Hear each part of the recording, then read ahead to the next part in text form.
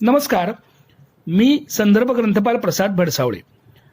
आज आपल्यासमोर सादर करत असलेल्या बोधकथेचे नाव आहे संस्काराचे बीज। साने गुरुजींच्या विचारांनी भारावलेल्या अनेकांपैकी एक म्हणजे पुण्यातील दत्ता पुराणिक।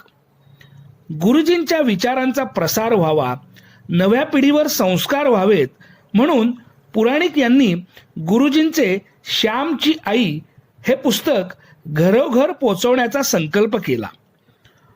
पुराणिक मूळचे अंमळनेरचे, ते शिकत असलेल्या शाळेसमोरून दररोज ये जा करणारे साने गुरुजी छोट्या दत्ताची विचारपूस करीत असत। पुढे इंग्रजांच्या जाचामुळे काही काळ भूमिगत राहावे लागलेल्या गुरुजींची सेवा करण्याची संधी पुराणिक यांना मिळाली। तेव्हापासून ते गुरुजींच्या विचारांचे पाईक बनले। 1950च्या सुमारास गुरुजींनी अंमळनेर सोडताच पुराणिक यांनीही पुण्याचा रस्ता धरला। दरम्यान गुरुजींच्या निधनानंतर त्यांच्या कार्याचा वसा समाजापर्यंत पोहोचवण्याची गरज आहे असे पुराणिक यांना वाटले। यासाठी त्यांनी निवडले श्यामची आई हे पुस्तक। मुलांवर संस्कार करण्याची ताकद असलेल्या या पुस्तकाच्या माध्यमातून आपण गुरुजींचे विचार सर्वसामान्यांपर्यंत पोचवू शकतो हे त्यांच्या लक्षात आले।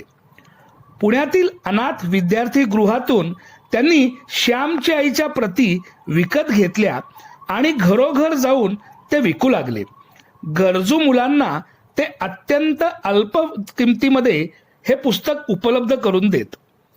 एखाद्या दिवशी एकाही पुस्तकाची विक्री झाली नाही तर ते दुपारी जेवत नसत। एक व्रत म्हणूनच त्यांनी हा उपक्रम राबविला। श्यामची आईच्या मराठी आवृत्तीच्या जवळपास 25,000 प्रती, इंग्रजी आवृत्तीच्या 5,000हून अधिक प्रती तर 5,500 सीडींच्या विक्रीतून त्यांनी साने गुरुजींचे विचार मुलांपर्यंत, त्यांच्या पालकांपर्यंत पोहोचवले। हजारो पुस्तकातून किमान 25 मुले जरी सुधारली तरी माझ्या कार्याचे सार्थक झाले, अशी त्यांची भावना होती।